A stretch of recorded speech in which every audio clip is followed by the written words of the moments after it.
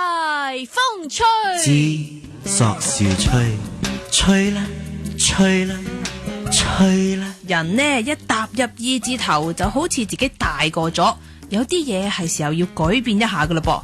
而我最近喺網上邊就見到20歲之後應該知道嘅18件事。放心，我唔會講晒18件事出嚟嘅，因為我驚我會講到2點啊。所以呢，我只會揀幾樣我都認同嘅事。第一，俾人邀請參加婚禮係唔一定要出席嘅。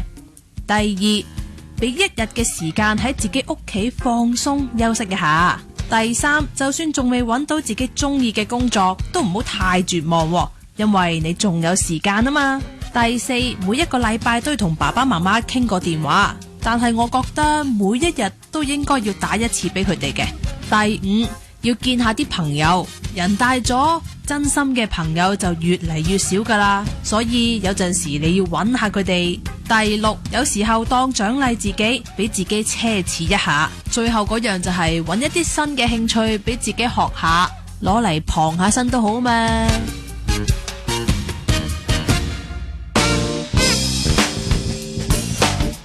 受邀請嘅婚禮唔一定要參加，呢個係同嗰個咩20歲後半段應該要知道嘅18件事，其實我覺得關係唔係好大嘅啫。幾時都咁話啦。因為坦白講，我諗人人與生俱來都知道，譬如你收到請帖，第一樣嘢先睇下，咁自己時間許唔許可先，嗰日得唔得閒先。第二樣嘢唔多唔少，你都會即係衡量一下幾 friend 先，就或者係香港人，或者係其實唔止香港人噶啦，世界上好多人都係有冇工作上嘅利害先，係即係唔去會唔會覺得唔俾面，唔俾面人哋會唔會記喺心，跟住之後就覺得下一次唔睬你嗰啲咁樣樣咯。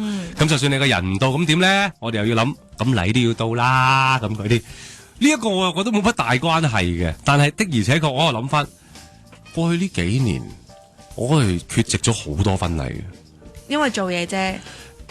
大部分係因為做嘢，小部分係因為真係有好多唔記得咗。小部分裏邊又唔記得咗，有一啲咧就嗱唔記得咗呢單嘢咧，我覺得無賴一啲係嘛？無賴咗，但係你唔會 mark 低噶嘛？即係你點會唔會 mark 低啊？你 job 就會我衰到連 job 我都冇 mark 低㗎。哇！我而家就靠晒經理人嘅啫，即係我係咁鬼衰嘅人嚟㗎。因為我覺得到時佢又會 send 啲 email 俾我提我啊，又會 send 啲 script 俾我話俾我聽㗎啦。有冇試過撞 job 啊？突然之間有啊。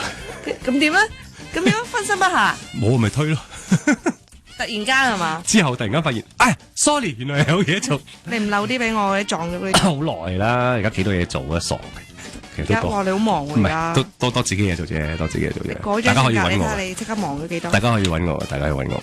咁但係即係呢一樣，我覺得反而係唔關幾多歲事。其實去到咁上下，你自己應該懂得去分辨噶啦。但係佢反映咗嘅係唔係淨係人哋邀請你婚唔婚宴？係你自己其實應該去到咁上下時候咧，去分辨係唔係所有嘅場合你都應該要出現。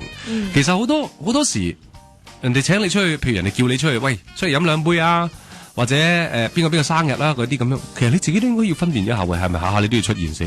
係。其實你出現嘅時候，你自己我唔講有冇得着，你開唔開心嘅先？你 enjoy 嗰下嘢先？係啊。最緊要係你唔知我呢啲咁樣嘅奇怪叫做 anti-social 嘅人。其實我好多係唔 enjoy 噶，我直情係會周身唔自在噶。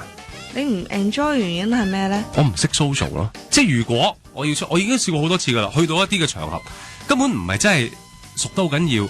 跟住你見到有一啲，我去嗰之前咧，我一定會諗下。有時我成日都會打俾啲熟啲嘅朋友，喂，你有冇去噶？你去我先去噶，咁我會咁樣樣噶。咁跟住去到咧，但係嗰啲可能啲熟啲嘅朋友咧，就佢哋 social 好勁啊，滿場飛咗。係，跟住我又企咗喺度啊，咁我即係。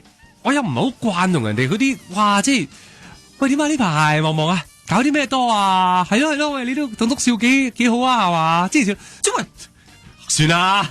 咁你有冇睇啊？即係我冇理由咁冇人問，咁你有冇睇啊？咁樣噶嘛，係咪先？我諗睇咩心態啫，可能你咁樣傾下傾下，佢同你買50張飛都唔出奇。嗱，呢個就係你係應該做呢行，我就係我個心就會諗。